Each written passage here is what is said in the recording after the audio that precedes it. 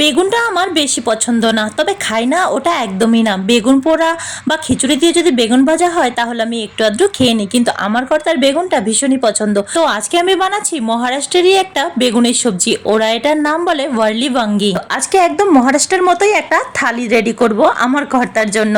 তো বেগুনগুলো আমি ভালো করে নিয়ে নিয়েছি, আর এগুলো পুরো বোটা শুদ্ধ থাকবে। সাইডগুলো আমি সুন্দর করে কেটে বোটার চারিদিকটা একটু ছেঁচে ফেলে দিয়েছি পরিষ্কার করে, তারপর একদম কচলে কচলে ধুয়ে নিয়েছি। আর বেগুনের মাঝখানে কিন্তু আমি 4 টুকরো করে এরকম ফালি দিয়ে নিয়েছিলাম। তারপর কিছুক্ষণ জলের মধ্যে ভিজিয়ে রাখবো। কেন ভিজিয়ে রাখি সেটা আমারও জানা নেই, আমি ওদের দেখেছি এরকম করে বানাতে, তাই আমিও ওরকমই করি। তারপর কিছুটা বাদাম একদম ফাইন করে গুঁড়ো করে নিয়েছি, আর কিছুটা পেঁয়াজ একদম চপ করে কেটে নিয়েছি, সাথে ধনেপাতাও। সবকিছু মিক্স করে ওই বেগুনের ভেতরে ঢুকিয়ে ঢুকিয়ে গ্যাসটা একদম সিম করে উল্টে পাল্টে বেগুনগুলো একটু ঢেকে ঢেকেই ভাজতে হবে। জোয়ারের রুটির সাথে একটা পেঁয়াজ থেতু করে তারপর সার্ভ করলাম।